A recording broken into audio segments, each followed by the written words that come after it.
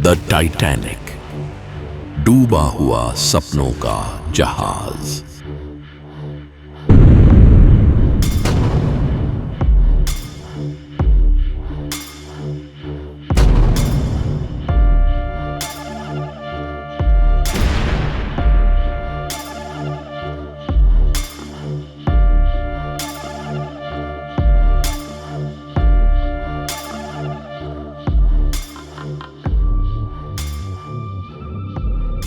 यह मलबा एक ऐसे युग की गवाही देता है जब इंसान ने अपनी तकनीक को प्रकृति से श्रेष्ठ मान लिया था।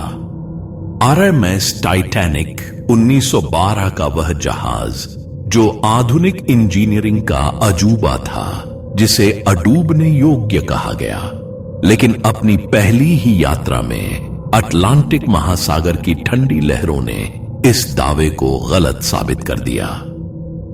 10 अप्रैल 1912 को टाइटैनिक ने इंग्लैंड के साउथहैम्पटन से अपनी पहली यात्रा शुरू की। इसका गंतव्य था न्यूयॉर्क, एक नई दुनिया, नई उम्मीदें।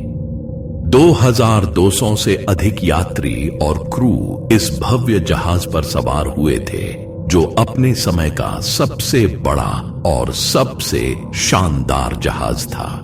लेकिन कुछ ही दिनों में यह सपना एक भयानक हकीकत में बदल गया। 14 अप्रैल की ठंडी रात को टाइटैनिक ने एक विशाल हिमखंड से टकराकर अपनी तकदीर लिख दी। यह हादसा सिर्फ एक जहाज के डूबने की कहानी नहीं है, यह उस समय की तकनीकी घमंड, मानवीय भूलों और प्रकृति की ताकतों का टकराव है। आज 100 साल से भी अधिक समय बाद टाइटैनिक का मलबा गहरे समुद्र में अपनी कहानी कह रहा है। आखिर क्यों डूबा टाइटैनिक? क्या यह सिर्फ प्रकृति का क्रूर प्रहार था या इंसान की गलतियों और घमंड का परिणाम? आइए चलते हैं उस ऐतिहासिक रात में जब एक सपने ने समुद्र की गहराइयों में अपना अंत देखा। द टाइटैनिक, डूबा हुआ सपनों का जहाज। टाइटैनिक, जिसे RMS टाइटैनिक कहा जाता है, यह अपने समय का सबसे विशाल और भव्य यात्री जहाज था।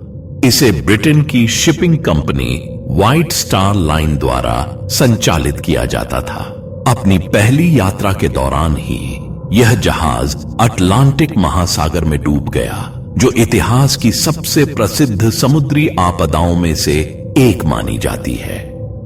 टाइटैनिक को उस समय अडूबने योग्य अर्थात अनसिंकेबल जहाज के रूप में प्रचारित किया गया था, लेकिन 15 अप्रैल 1912 की रात को हुए हादसे ने पूरी दुनिया को हिलाकर रख दिया।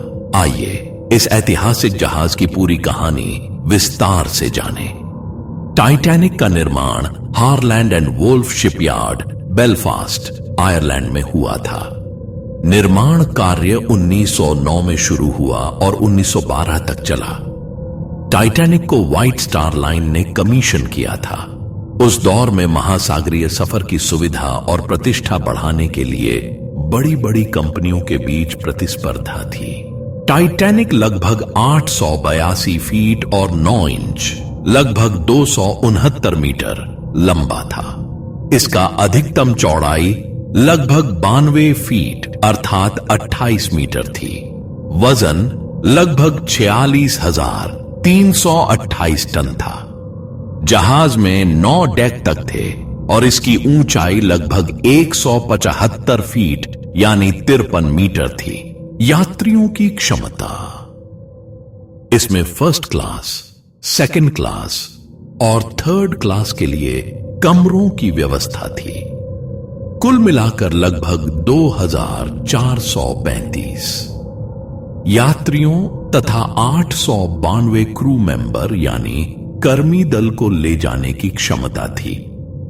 हालांकि पहले सफर में लगभग 2224 लोग यात्रियों और क्रू सहित सवार थे। फर्स्ट क्लास में अक्सर धनी उद्योगपति, उच्च वर्ग के लोग, व्यापारी, राजनयिक आदि। इनके लिए जहाज पर आलीशान cabin, dining hall, gym, swimming pool और तरह तरह की सुविधाएं उपलब्ध थीं। सेकंड क्लास में मध्यम वर्गीय परिवार, शिक्षाविद, प्रोफेशनल लोग, इन्हें भी अच्छी सुविधाएं प्रदान की गई थीं। और थर्ड क्लास अधिकतर यूरोप से अमेरिका जाने वाले प्रवासी मजदूर, किसान, कामगार जो बेहतर जीवन की तलाश में थे। सुविधाएं सीमित थीं, लेकिन उस समय के अन्य जहाजों की तुलना में फिर भी बेहतर मानी जाती थीं। जहाज में सुरक्षा के लिए 16 वाटर टाइट जलरोधी कंपार्टमेंट बनाए गए थे, जो इसे अडूबने योग्य घोषित करने का एक प्रमुख कारण था। लेकिन लाइफ बोट्स की संख्या सीमित थी, जो सभी यात्रियों के लिए पर्याप्त नहीं थी। उस समय के नौसैनिक नियमों के अनुसार यह संख्या नियमानुसार तो थी, पर वास्तविक जरूरत के मुताबिक कम थी। टाइटैनिक ने अपनी प्रथम यात्रा के लिए 10 अप्रैल 1912 को इंग्लैंड के साउथहैम्पटन बंदरगाह से प्रस्थान किया। इसे न्यूयॉर्क, अमेरिका पहुंचना था। सबसे पहले इसने फ्रांस के शेरबर्ग बंदरगाह पर यात्रियों को चढ़ाया उतारा। इसके बाद आयरलैंड के क्वींसटाउन पहुंचा और फिर अटलांटिक महासागर पार करने के लिए रवाना हुआ। अटलांटिक के उत्तर में यह मौसम हिमखंडों के आवागमन का समय माना जाता था। टाइटैनिक को रेडियो संदेशों के माध्यम से कई बार चेतावनी मिली थी कि आगे हिमखंड हो सकते हैं। 14 अप्रैल 1912 की रात करीब 11:40 बजे जहाज के समय अनुसार टाइटैनिक एक विशाल हिमखंड से टकरा गया। टक्कर जहाज के दाहिने हिस्से स्टारबोर्ड साइड पर हुई, जिससे जेट जलरोधी कंपार्टमेंट्स में दरारें आ गईं। जहाज ने शुरू में बहुत बड़ा झटका महसूस नहीं किया, लेकिन टक्कर के बाद के कुछ मिनटों में पानी तेजी से अंदर घुसने लगा। माना जाता है कि टक्कर से जहाज के कम से कम 5 कंपार्टमेंट क्षतिग्रस्त हुए, जबकि जहाज एक बार में केवल 4 कंपार्टमेंट तक की क्षति सह सकता था। यही प्रमुख कारण बना कि पानी ने बड़ी तेजी से जहाज को डूबने की ओर धकेल दिया। शुरुआत में यात्रियों को स्पष्ट रूप से खतरे के बारे में नहीं बताया गया। कुछ लोग इसे सामान्य झटका समझ रहे थे। क्रू मेंबर्स को भी स्थिति की भयावहता का अंदाजा देर से हुआ, लेकिन जब यह स्पष्ट हो गया कि जहाज डूबना तय है, तब यात्रियों को लाइफ बोट में चढ़ाने का काम शुरू हुआ। जहाज पर मौजूद 20 लाइफ बोट्स में सिर्फ करीब 1178 लोगों को ही ले जाने की क्षमता थी, जबकि टाइटैनिक पर 2200 से ज्यादा लोग सवार थे। शुरुआत में लाइफ बोट्स को पूरी तरह भरा भी नहीं जा रहा था, क्योंकि कई लोग मान रहे थे कि जहाज डूबेगा ही नहीं या अतिरिक्त समय है। जहाज के वायरलेस ऑपरेटरों ने आसपास के जहाजों को तुरंत आपातकालीन संदेश SOS भेजना शुरू किया। सबसे नजदीक से मदद के लिए RMS कारपेथिया नामक जहाज ने प्रतिक्रिया दी, लेकिन उसे घटना स्थल तक पहुंचने में कुछ घंटे लगे। टाइटैनिक 15 अप्रैल 1912 की तड़के लगभग 2:20 बजे पूरी तरह डूब गया। डूबते समय जहाज 2 हिस्सों में विभाजित हो गया था। यह बात बाद में मलबे के अध्ययन से भी पुष्ट हुई। टाइटैनिक पर सवार कुल 2224 लोगों में से 1500 से अधिक लोगों की मृत्यु हुई। यह उस समय की सबसे बड़ी समुद्री आपदाओं में से एक है। लगभग 705 लोगों को RMS कारपेथिया ने बचाया, जिन्होंने लाइफ बोट्स के माध्यम से ठंडे पानी से बचे रहने में कामयाबी पाई। कई लोग अत्यधिक ठंडे पानी या लाइफ बोट तक न पहुंच पाने के कारण बच नहीं सके। अटलांटिक के उत्तरी भाग का पानी बहुत ठंडा था, लगभग -2 डिग्री सेल्सियस, जहां इंसान कुछ ही मिनटों में हाइपोथर्मिया से प्रभावित हो सकता था। रात का अंधेरा, तेज लहरें और सीमित संसाधन बचाव में बहुत बड़ी बाधा बनी। अमेरिका और ब्रिटेन दोनों ने आधिकारिक स्तर पर जांच आयोग बिठाए। कुछ बिंदुओं पर जहाज के अत्यधिक तेज गति से चलने के निर्णय और उपलब्ध चेतावनियों को नजरअंदाज करने की आलोचना हुई। इस घटना के बाद लाइफ बोट्स की संख्या पर नए नियम बने ताकि हर यात्री के लिए बैठने की जगह सुनिश्चित हो। जहाजों पर 24 घंटे रेडियो निगरानी की व्यवस्था अनिवार्य की गई। International convention for the safety of life at सी सोलस जैसे समझौते अस्तित्व में आए, जिनके तहत समुद्री यात्रा को सुरक्षित बनाने की कोशिशें तेज हुईं। टाइटैनिक का मलबा लंबे समय तक नहीं मिला था। अंततः 1 सितंबर 1985 को रॉबर्ट बेलार्ड के नेतृत्व वाली एक अमेरिकी फ्रांसीसी टीम ने अटलांटिक महासागर की गहराइयों में टाइटैनिक को खोज निकाला। टाइटैनिक का मलबा समुद्र की सतह से लगभग 12,500 फीट, करीब 3,800 मीटर नीचे स्थित है। जहाज 2 मुख्य हिस्सों में टूटा हुआ है। बीच में मलबे का बिखरा हुआ क्षेत्र है। खोज के बाद से कई अभियान चलाए गए हैं, जिनमें मलबे से चीजें बाहर निकाली गईं, जैसे प्लेटें, सामान, यात्रियों के उपयोग की वस्तुएं आदि।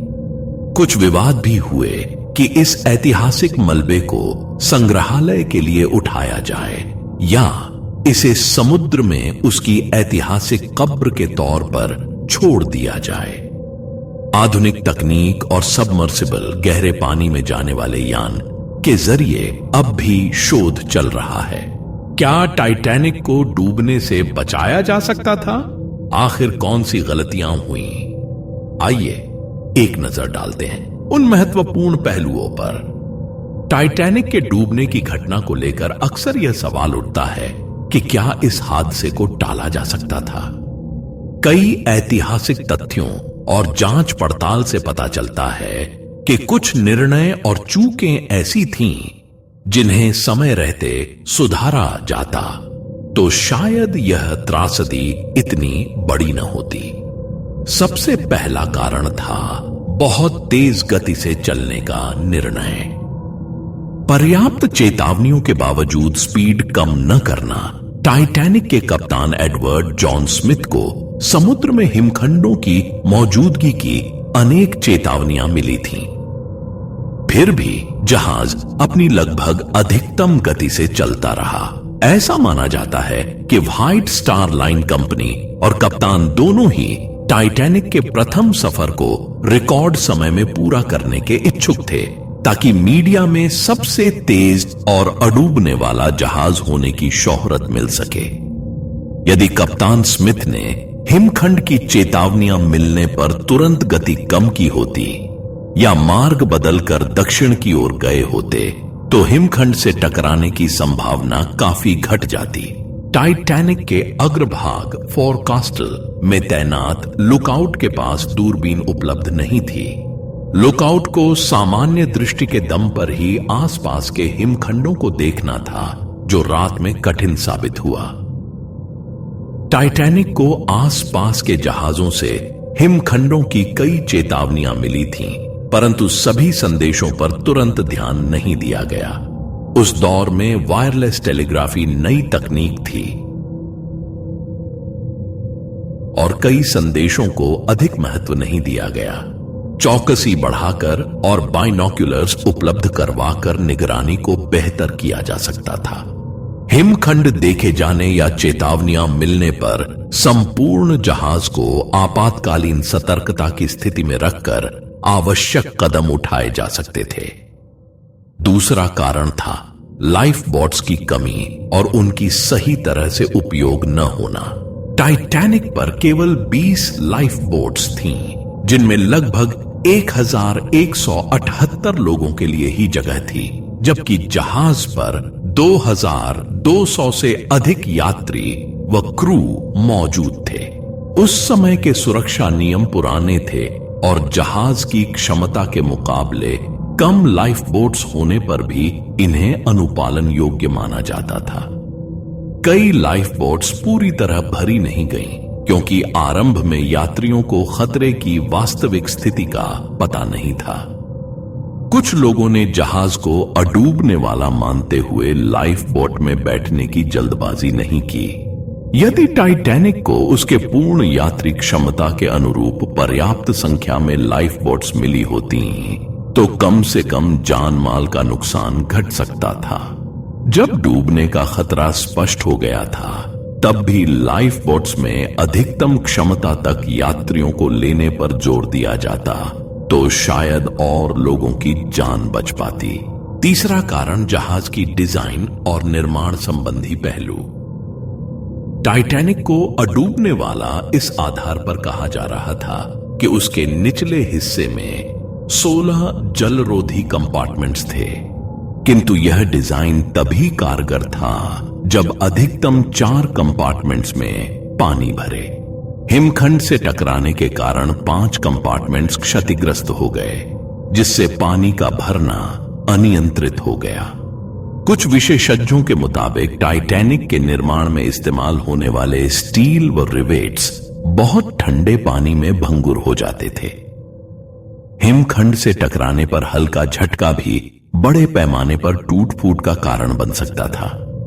जहाज के डिजाइन में वास्तव में जलरोधी को मापदंडों के तहत परखा जाता और 5 या अधिक कंपार्टमेंट्स में पानी भरने के परिदृश्य को भी ध्यान में रखा जाता। निर्माण में उच्च गुणवत्ता वाले स्टील और रिवेट्स का प्रयोग खासतौर पर अटलांटिक के ठंडे पानी को ध्यान में रखते हुए हादसे की भयावहता को कम कर सकता था। चौथा कारण कप्तान और क्रू का प्रशिक्षण व निर्णय प्रक्रिया। कप्तान स्मिथ बहुत अनुभवी थे, लेकिन उन पर जहाज को समय पर पहुंचाने और व्हाइट स्टार लाइन की प्रतिष्ठा बनाए रखने का दबाव भी था। स्थिति की गंभीरता को समय रहते सभी यात्रियों को नहीं बताया गया। इससे पैनिक का डर था, लेकिन इसकी वजह से लोग देर से तैयार हुए। लाइफ बोट ड्रिल अभ्यास उतनी व्यापक नहीं हुई थी, जिसके कारण जब वास्तविक समय पर संकट आया तो क्रू को यात्रियों को संभालने में दिक्कतें हुई। यदि कप्तान व क्रू खतरों के प्रति ज्यादा सचेत होते, हिमखंड की चेतावनियां गंभीरता से लेते और यात्रियों में समय रहते सूचनाएं साझा की जाती, तो लोगों के बचने की संभावना अधिक होती। क्रू और यात्रियों को आपात स्थिति में लाइफ बोट का उपयोग, लाइफ जैकेट पहनना, डेक पर एकत्रित होने जैसी कार्रवाइयों का नियमित अभ्यास कराया जाता तो भगदड़ को रोका जा सकता था। पांचवा कारण था आसपास के जहाजों से समन्वय में देरी। टाइटैनिक के पास मौजूद एक जहाज SS कैलिफोर्नियन था, जिसने हिमखंडों के कारण रुकने का निर्णय लिया था और संभवतः टाइटैनिक के करीब ही था। लेकिन माना जाता है कि कैलिफोर्नियन के रेडियो ऑपरेटर ने अपनी ड्यूटी जल्दी खत्म कर दी थी और टाइटैनिक के SOS संकेतों को पकड़ने में देरी हुई। कारपैथिया जहाज ने SOS जरूर पकड़ा और मदद के लिए रवाना भी हुआ, लेकिन वह काफी दूरी पर था, इसीलिए घटनास्थल तक पहुंचने में देर हो गई। अगर दोनों जहाजों के रेडियो संपर्क खुले रहते और कैप्टन तक जानकारी जल्दी पहुंच जाती तो कैलिफोर्नियन जल्दी से बचाव कार्य शुरू कर सकता था। इससे संभवतः कई 100 लोगों की जान बचाई जा सकती थी। टाइटैनिक की दुर्घटना कई मानवीय भूलों और तकनीकी खामियों का परिणाम थी। यदि किसी एक भी पहलू, जैसे गति कम करने, हिमखंड चेतावनी पर अमल करने, पर्याप्त लाइफ बोट्स रखने, बेहतर अभ्यास और संचार या उच्च गुणवत्ता वाले निर्माण पर अधिक ध्यान दिया गया होता, तो शायद बड़े पैमाने पर होने वाली जनहानि से बचा जा सकता था। अडूबने योग्य कहकर प्रचारित यह जहाज अंततः प्रकृति की ताकतों और मानवीय भूलों का शिकार बन गया, पर इस हादसे ने अंतर्राष्ट्रीय समुद्री सुरक्षा नियमों में बदलाव लाने में अहम भूमिका निभाई। सार रूप में टाइटैनिक के डूबने के पीछे कई सारी गलतियां थीं, जहां कुछ को आसानी से टाला जा सकता था तो कुछ उस समय के तकनीकी प्रबंधन ज्ञान की सीमाएं थीं। फिर भी यह दुर्भाग्यपूर्ण घटना भविष्य के लिए एक बड़ा सबक बन गई, जिससे आगे चलकर सुरक्षा मानकों में व्यापक सुधार किए गए। टाइटैनिक का डूबना केवल एक जहाज की कहानी नहीं है, यह मानवता के आत्मविश्वास, भूलों और साहस का प्रतिबिंब है। यह हमें सिखाता है कि प्रकृति से बड़ा कोई नहीं और हर तकनीकी चमत्कार के साथ जिम्मेदारी भी जुड़ी होती है। यह था टाइटैनिक, एक सपना, एक सबक, एक इतिहास।